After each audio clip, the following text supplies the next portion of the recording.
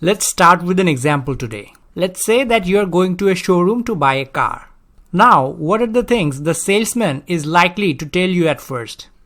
They're going to talk to you about the mileage on the car, the horsepower, the ignition, how long it takes to go to 0 to 60, how long it takes to go to 0 to 100. Is it two-wheel drive or four-wheel drive, the mile range, the top speed of the car, the wheel torque. But the thing that they are not going to talk at first is the price. They are going to give you the price of the car at the last possible moment.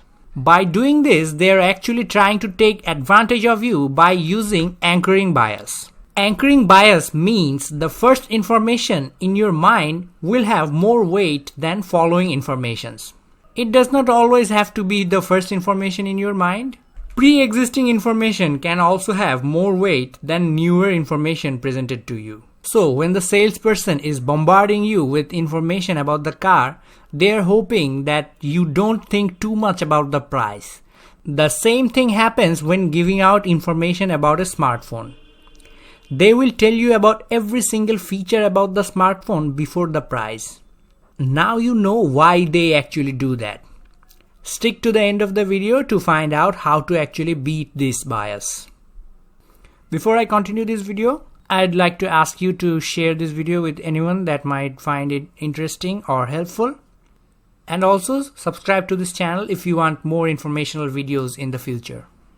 Now let's talk about another example for anchoring bias.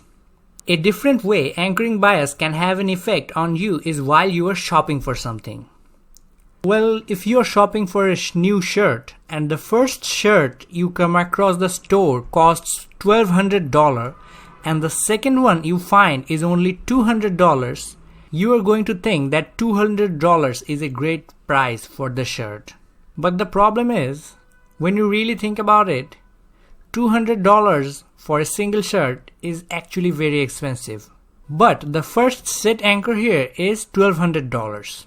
So you cannot actually think that objectively about the shirt in a situation like this. And I think this is a good place to talk about how you can take advantage of the anchoring bias for yourself. You can actually easily negotiate with anyone about almost anything if you know about the anchoring bias and use the anchoring bias on your side. For example, let's say that you have been working on a job for a long time and you have not been given any raise for more than 2 years. Now you want a raise of $2,000 per month. That is what you will be happy to get. So, do you want to walk into the office of your boss and ask for $2,000 raise? Of course not. What you should do is ask for a $5,000 raise per month, and that will get you $2,000, or maybe if you're lucky you will get more than that. But you have to be careful about that. You cannot use anchoring bias all the time. Let's say that you are at a job interview and you are given a chance to negotiate salary with the people that are going to hire you. You should not go overboard when the people in front of you have other options to choose from. You can use the anchoring bias in this example as well, but you have to stay within a certain limit. You need to keep another thing in your mind. That is, when you are trying to negotiate for something like a salary raise, the person you are negotiating with might also know about the anchoring bias themselves. So, they might be trying to pull the anchoring bias on their side and you are trying to do it on your side. You have to be knowledgeable about that. Now, I would like to talk about the effect of anchoring bias in finance. Let's say that someone is asking you for your view on what you think the price of the share of a company, let's say Tesla, is going to be in 6 months down the road. Now, the natural tendency of most people would be to look at what the price of the share is today and make a forecast according to that. Amateur investors might have a tendency to neglect the previous pattern shown in the same share over a period of time.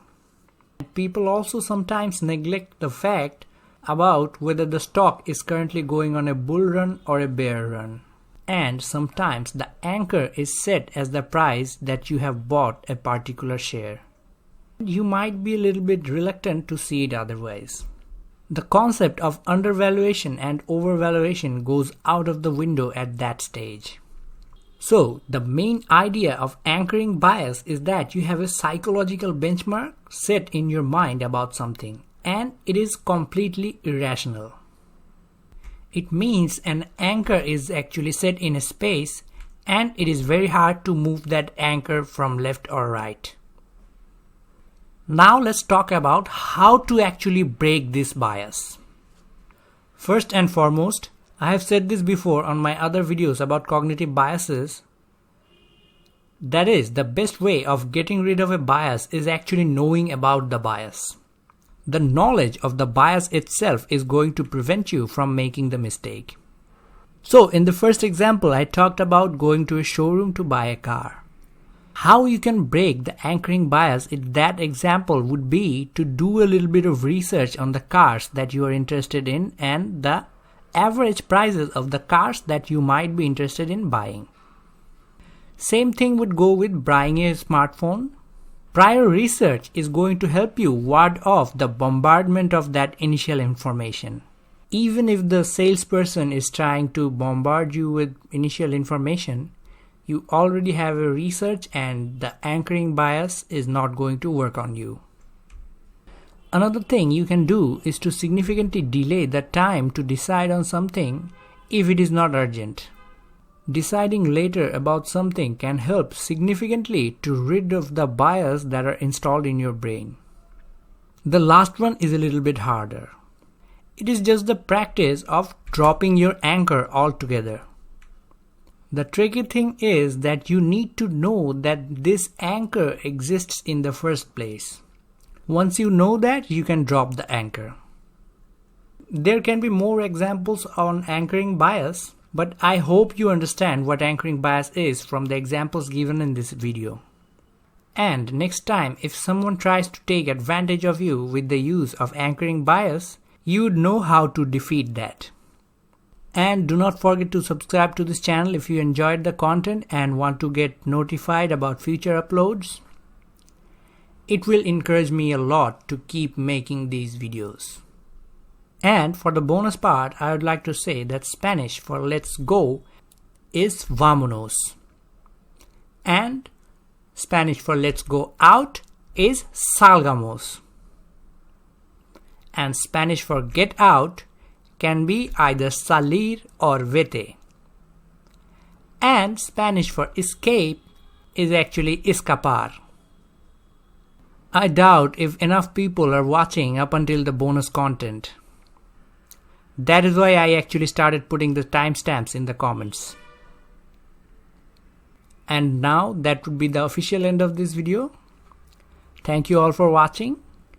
And as always, I hope you learned something new today.